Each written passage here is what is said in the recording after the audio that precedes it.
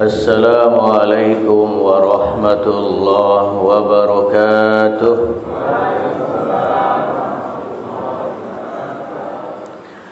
Alhamdulillahilladzi ahyana ba'dama amatana wa ilaihin nusyur. Alhamdulillahilladzi hadana lihada wa ma kunna linahtadiya laula an hadana Allah. Asyhadu an la ilaha illallah wahdahu la syarika lah wa asyhadu anna Muhammadan abduhu wa rasuluhu amma ba'd. Qala Allah ta'ala fil Qur'anil Aziz, a'udzu billahi minasy syaithanir rajim, wa aqimus salata wa atuz zakata warka'u ma'ar raki'in. Wa qala alaihi salatu wassalam, basyiril masya'ina fi dzulmi ilal masajid bin nurit tami yaumal qiyamah. Sadaqallahul azim wa sadaqa rasulil karim. Yang sama-sama kita hormati dan muliakan imam dan pengurus Masjid Abu Bakar, hadirin wal hadirat jamaah kajian syuruk yang dimuliakan Allah Subhanahu wa taala. Kita awali kajian ini dengan sama-sama melantunkan kata pujian dan syukur kehadirat Allah Subhanahu wa taala atas segala karunia, nikmat, inayah dan hidayahnya yang masih membersamai kita, sehingga langkah kaki kita begitu ringan untuk diayunkan menghadiri sholat subuh berjamaah dilanjutkan dengan kajian syuruk. Salawat teriring salam semoga senantiasa tercurah kepada Rasul junjungan kita Nabi Agung Muhammad sallallahu alaihi wasallam, yang selalu kita memohon kepada Allah mudah-mudahan kita semua termasuk pengikutnya yang memantaskan diri berharap syafaatnya pada hari kiamat nanti. Amin. Jamaah sekalian, pagi ini kita mengambil tematik atau tema khusus, bukan kajian tafsir. Jadi setiap 4 pertemuan, kemudian pertemuan yang kelima itu kajian khusus. Jadi nanti insya Allah berikutnya kajian khusus itu adalah minggu keempat atau ahad keempat dari Desember atau minggu keduanya. Nah, maka para jamaah boleh mengusulkan kira-kira tema apa yang dibutuhkan.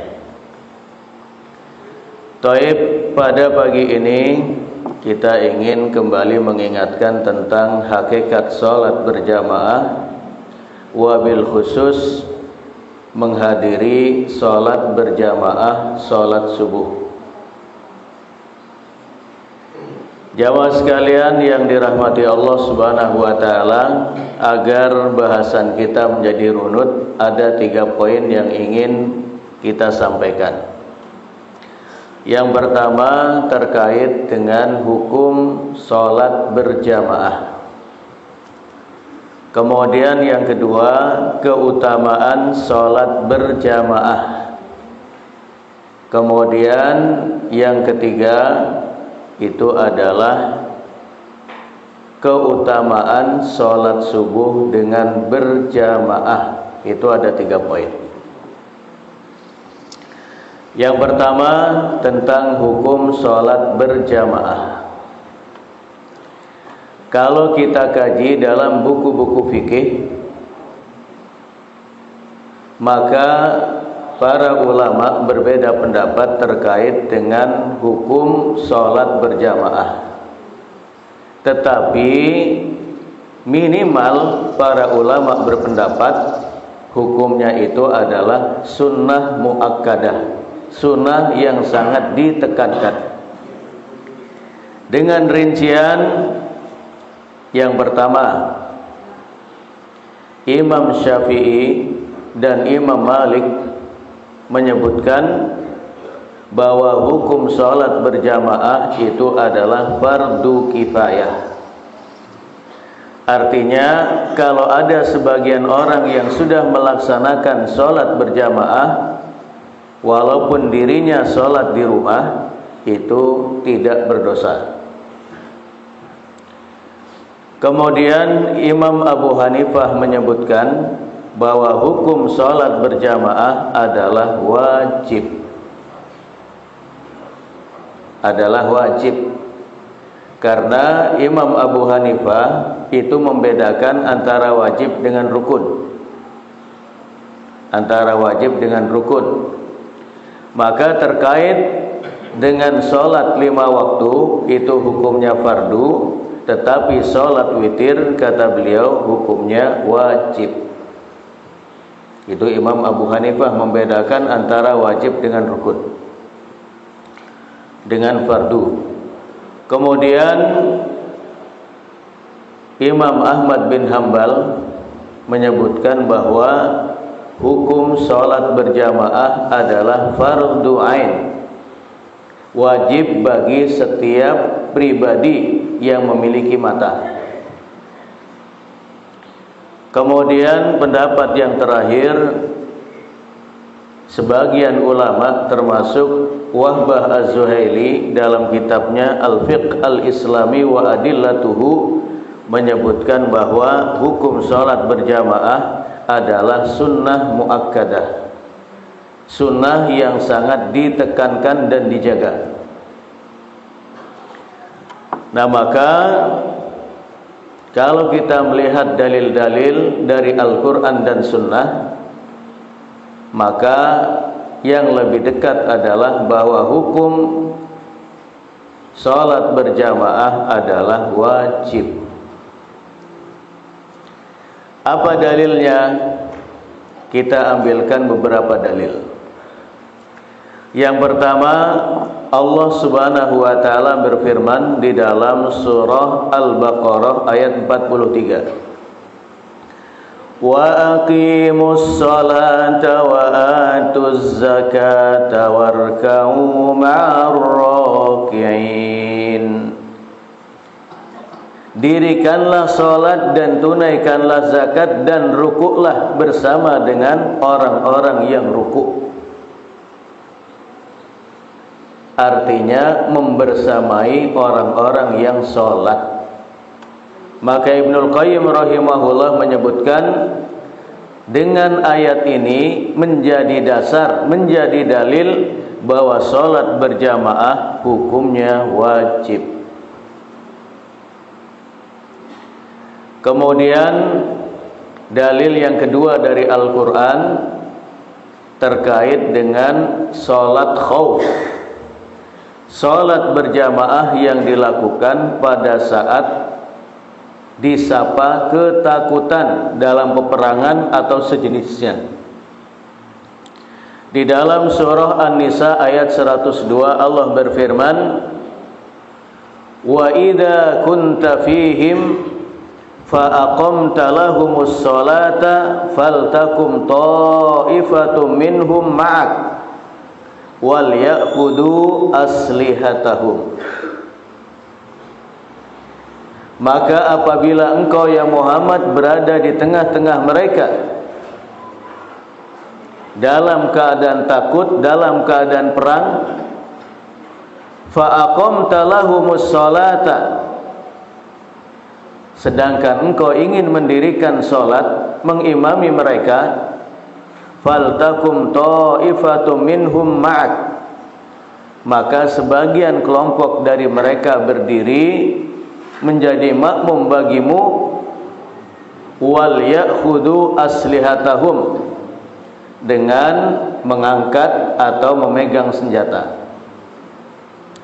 Maka Syekh bin Baz rahimahullah menyebutkan, kalau sekiranya salat khauf atau salat berjamaah diperintahkan oleh Allah Subhanahu wa taala dilakukan dalam keadaan perang, dalam keadaan takut, apalagi dalam keadaan aman dan datar-datar saja.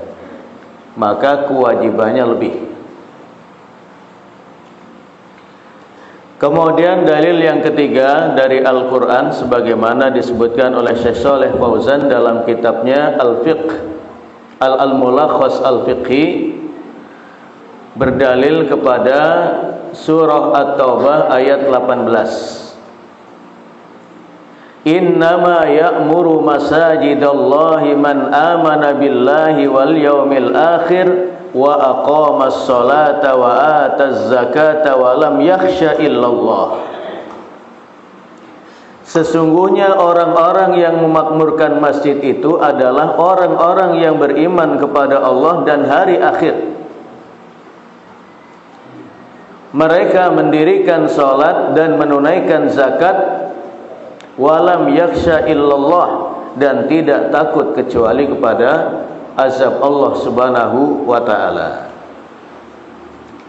Syekh Shalih Fauzan memberikan komentar bahwa salah satu bentuk memakmurkan masjid yang paling baik itu atau yang paling real adalah mendirikan sholat atau melakukan sholat dengan berjamaah di masjid, dan itu merupakan tanda keimanan kepada Allah dan hari akhir.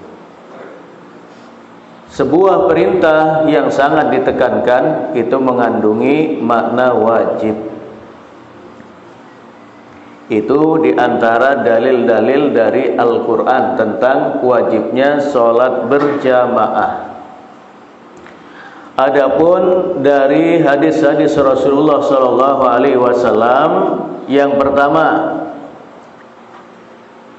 di dalam riwayat Ahmad dan Ibnu Majah, disahihkan oleh Ibnu Hibban dan juga Al-Hakim, Rasulullah SAW bersabda, "Man sami'an nida falam ya'tihi fala salata lahu illa min udhrin." Siapa yang mendengar suara azan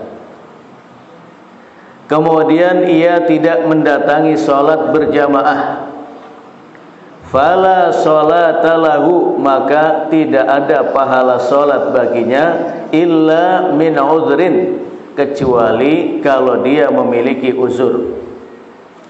Dan di antara uzur itu adalah hujan yang deras, kemudian sakit, dalam keadaan safar, dan seterusnya.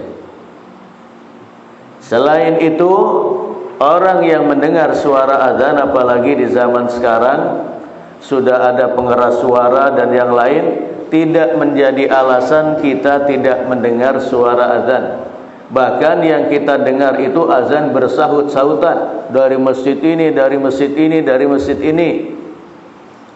Tinggal milih mau pilih masjid yang mana, mau mengikuti imam yang mana, itu tinggal pilih, karena semuanya kita dengar. Jadi orang yang mendengar suara adzan tetapi tidak mendatangi sholat berjamaah, tidak ada pahala sholat baginya illa min udhrin, kecuali kalau dia memiliki uzur. Itu hadis yang pertama. Hadis yang kedua, sebagaimana disebutkan dalam riwayat Muslim dari Abu Hurairah radhiyallahu an, anna rajulan a'ma qol, suatu hari datang seorang sahabat yang buta. Sebagian riwayat menyebutkan dia adalah Abdullah bin Ummi Maktum, sahabat Rasulullah yang buta. Qal, ia berkata kepada Rasulullah, "Ya Rasulullah, laisa li qaidun yaquduni ilal masjid." Wahai Rasulullah, saya seorang yang buta, sementara tidak ada seorang pun yang bisa menuntunku pergi ke masjid untuk melaksanakan sholat berjamaah. Fahal li min rukhsatin an usolliya fi baiti? Apakah saya mendapatkan rukhsah ya Rasulullah, mendapatkan keringanan, mendapatkan dispensasi untuk melaksanakan sholat di rumah saja, di rumahku saja? Faqala lahu Rasulullah sallallahu alaihi wasallam, maka Rasulullah bertanya kepada dia, hal tasma'un nida bis shalah? Apakah engkau mendengar suara adzan untuk salat? Qala na'am, iya ya Rasulullah. Qal, maka Rasulullah bersabda, fa ajib, maka datangilah salat berjamaah.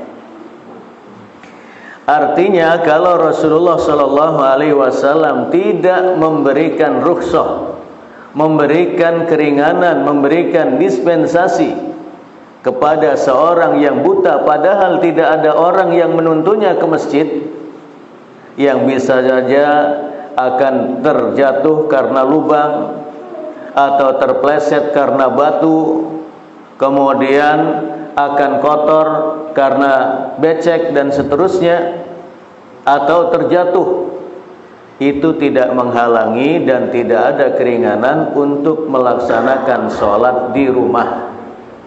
Bagaimana dengan orang-orang yang dalam keadaan normal, dalam keadaan baik secara fisik, matanya sehat, badannya sehat, tidak ada udzur, maka tidak ada keringanan bagi kita semua.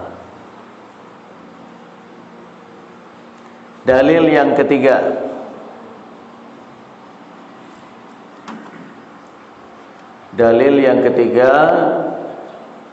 diriwayatkan dari Abu Hurairah radhiyallahu an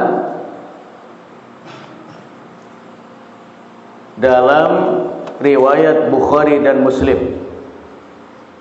di mana Rasulullah sallallahu alaihi wasallam bersabda,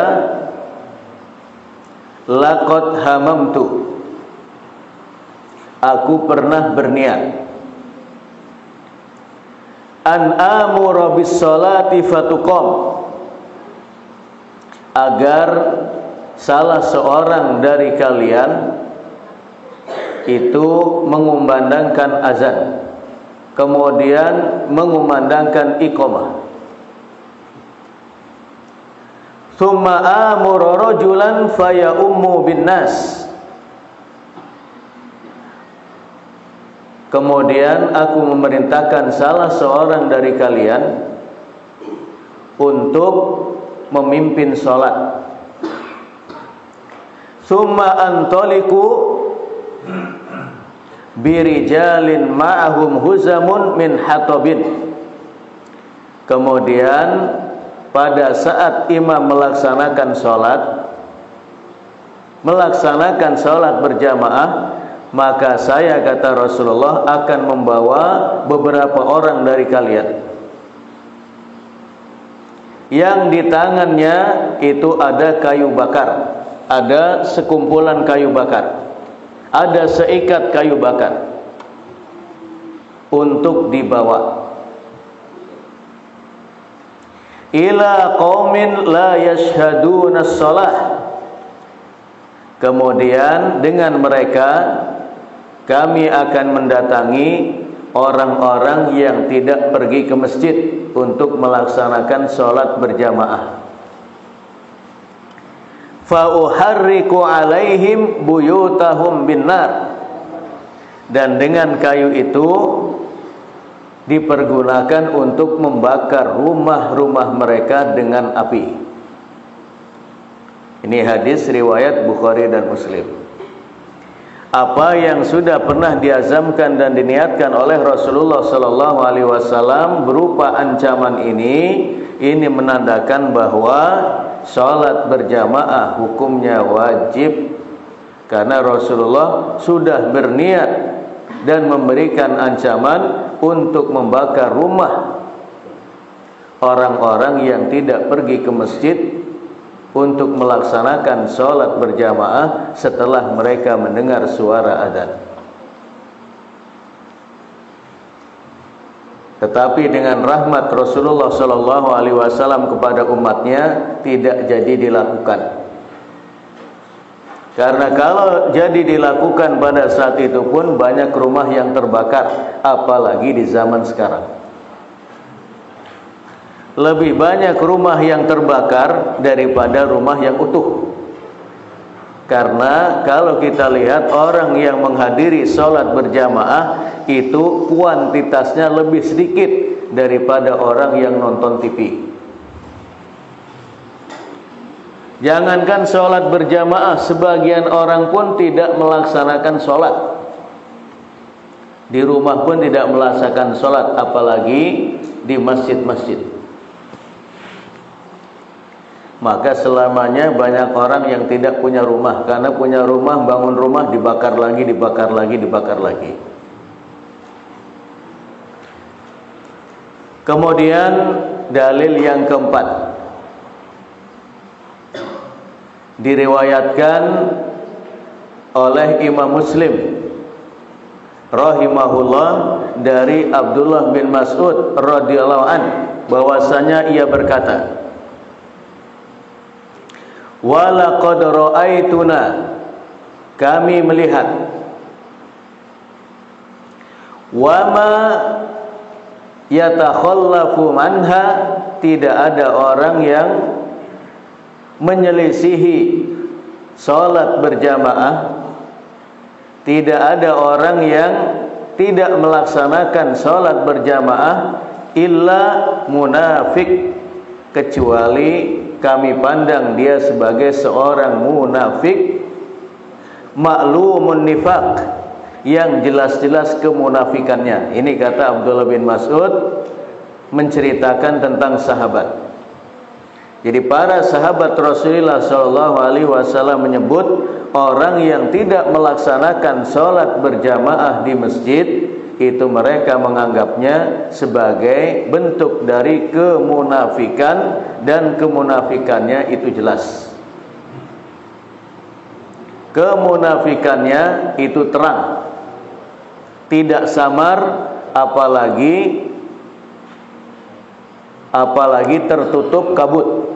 Artinya sangat-sangat jelas kemunafikannya. Au marid, atau di kalangan kami sahabat, selain orang munafik yang tidak melaksanakan sholat berjamaah, juga orang yang sakit.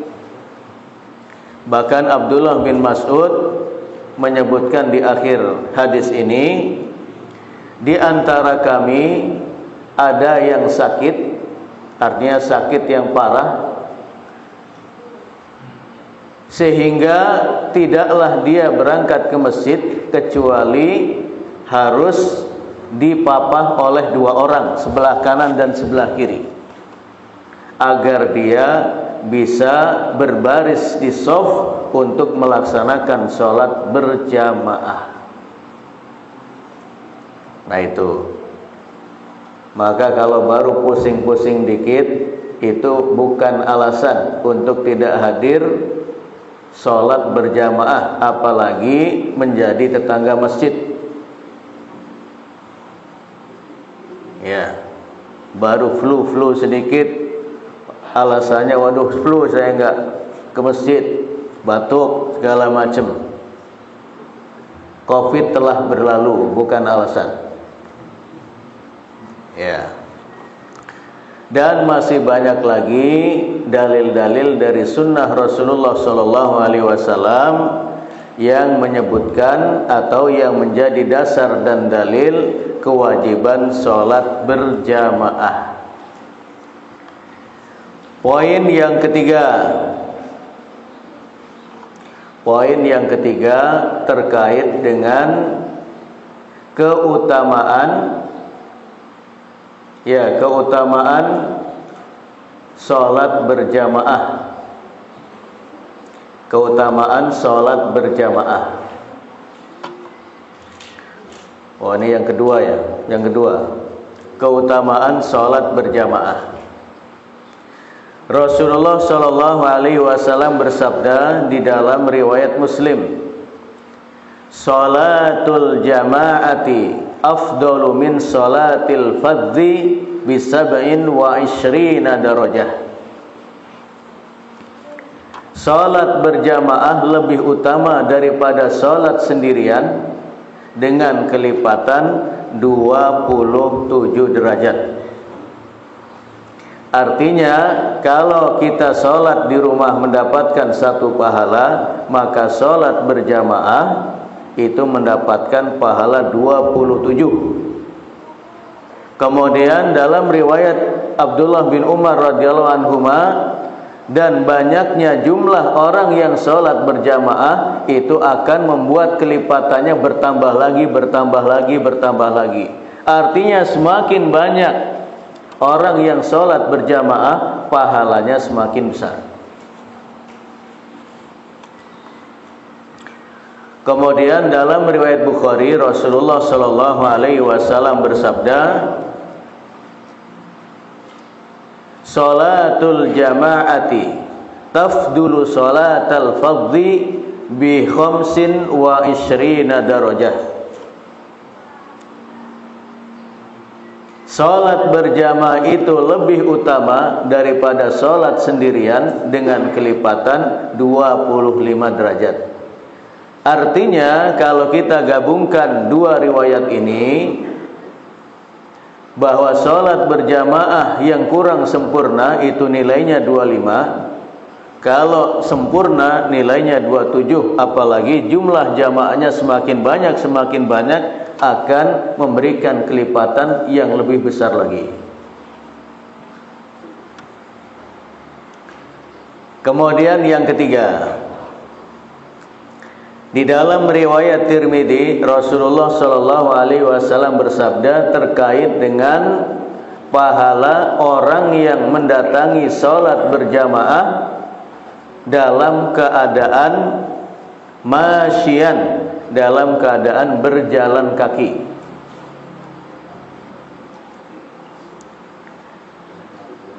Di dalamnya Rasulullah bersabda, lam yakhtu khutwatan, tidaklah selangkah kaki dia lakukan, tidaklah langkah kaki diayunkan sekali, illa rafa'ahullahu biha darajah, kecuali satu langkah itu derajatnya diangkat di sisi Allah Subhanahu wa taala 1 derajat. Wa khutta anhu biha khati'ah, satu kesalahan atau satu dosa terhapus. Allahu Akbar. Maka dari sini kita bisa mengukur para jamaah sekalian, semakin jauh kita menghadiri sholat berjamaah, semakin tinggi derajat kita di sisi Allah dan semakin banyak dosa-dosa kita terampunkan. Maka ada seorang ulama di Arab Saudi itu mempraktekkan hadis ini. Ketika sholat berjamaah mengambil masjid yang jauh, kemudian berangkat ke masjid dengan berjalan kaki dan langkah kakinya dipendekkan, tek tek tek tek, sambil menghitung berapa langkah dia sampai ke masjid, sampai beribu-ribu langkah. Itu artinya beribu-ribu derajat ditinggikan dan beribu-ribu dosa dan maksiat dihapuskan. Dan kata beliau, setelah beberapa bulan aku melakukan atau melaksanakan hadis itu, saya merasakan keberkahan-keberkahan yang membuncah. Nah itu. Kemudian yang keempat, kita cukupkan 4 saja.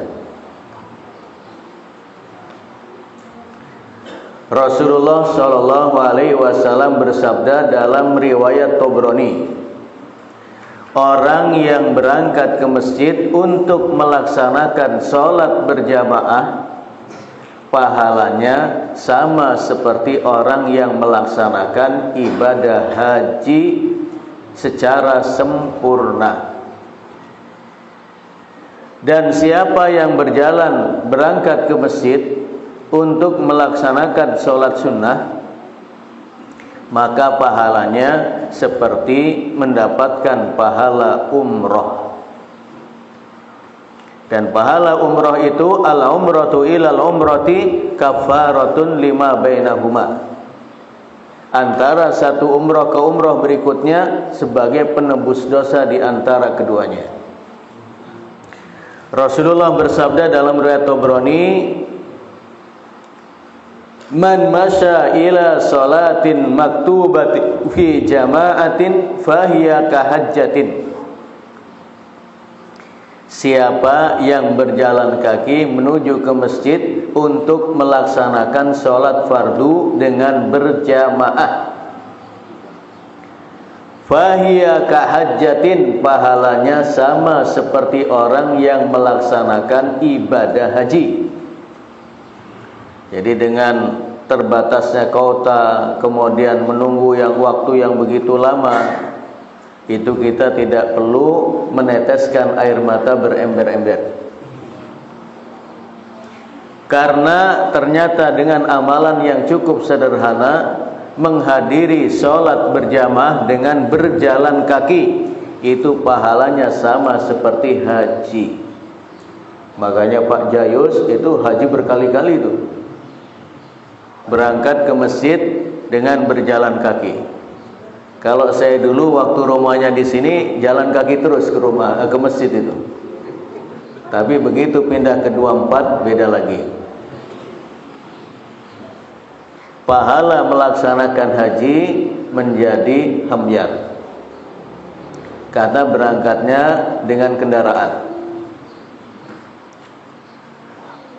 Waman masya ila sholati tatawwu, dan siapa yang berjalan kaki untuk melaksanakan sholat sunnah di masjid, fahiya ka umratin nafilah, pahalanya seperti orang yang melaksanakan umroh sunnah. Artinya melaksanakan umroh, derajatnya di bawah haji. Nah itu. Maka sekali-sekali jamaah sekalian, kalau kita pas berangkat ke pasar atau sedang beraktivitas atau pas mengadakan perjalanan atau apa, melewati masjid, mampir dulu. Sekedar melaksanakan sholat sunnah 2 rakaat, pahalanya sama seperti umroh. Nah ini terkait dengan keutamaan sholat berjamaah. Poin yang terakhir adalah tentang keutamaan sholat subuh secara khusus. Dalam ayat Al-Quran dan hadis-hadis Rasulullah SAW menunjukkan tentang keutamaan sholat subuh berjamaah secara khusus. Di antaranya yang pertama, di dalam surah Al-Isra ayat 78, Allah Subhanahu wa taala berfirman, "Inna Qur'anal fajri kana mashhuda." Sesungguhnya qiraah Al-Quran di waktu subuh yang ditafsirkan oleh para ulama tafsir sebagai orang yang menghadiri sholat subuh, kana masyhuda, disaksikan oleh para malaikat. Pertanyaannya adalah, para jamaah, memang sholat-sholat yang lain tidak disaksikan oleh malaikat, kok secara khusus disebut sholat subuh disaksikan oleh malaikat? Gimana jamaah? Apakah sholat-sholat yang lain tidak disaksikan oleh malaikat? Kok dalam ayat 78 dari surah Al-Isra, "Inna Qur'anal fajri kana mashhuda," sesungguhnya sholat subuh itu disaksikan oleh malaikat? Ada yang menjawab? Malaikat-malaikat kalau semuanya berkumpul, Pak. Ya, betul Pak Jayus. Dalam riwayat Tirmidzi disebutkan, jadi Allah itu memiliki malaikat yang tugasnya di siang hari, shift di siang hari, dan ada malaikat-malaikat yang melihat hamba-hamba Allah yaitu manusia dan akan dilaporkan kepada Allah di malam hari. Jadi ada shift siang, ada shift malam. Maka sholat subuh ini itu pertemuan antara malaikat yang bertugas di siang hari dengan malaikat yang bertugas di malam hari, bertemunya di sholat subuh, sehingga yang menyaksikan dari para malaikat itu lebih banyak jumlahnya. Nah itu maka disebut secara khusus inna Qur'anal fajri kana masyhuda. Sesungguhnya sholat subuh itu disaksikan oleh para malaikat. Kemudian yang kedua,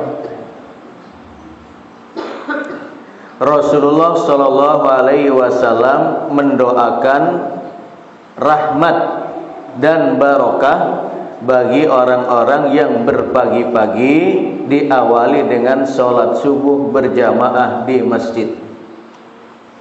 Rasulullah Shallallahu Alaihi Wasallam bersabda dalam riwayat Tirmidzi dan yang lain, Abu Dawud, Tirmidzi, Ibnu Majah dan yang lain, Rasulullah bersabda mendoakan orang-orang yang melakukannya.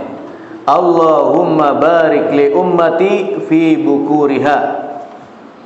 Ya Allah, berkahilah umatku yang berpagi-pagi, terutama adalah melaksanakan sholat subuh dengan berjamaah. Itu aktivitas pagi hari yang paling awal.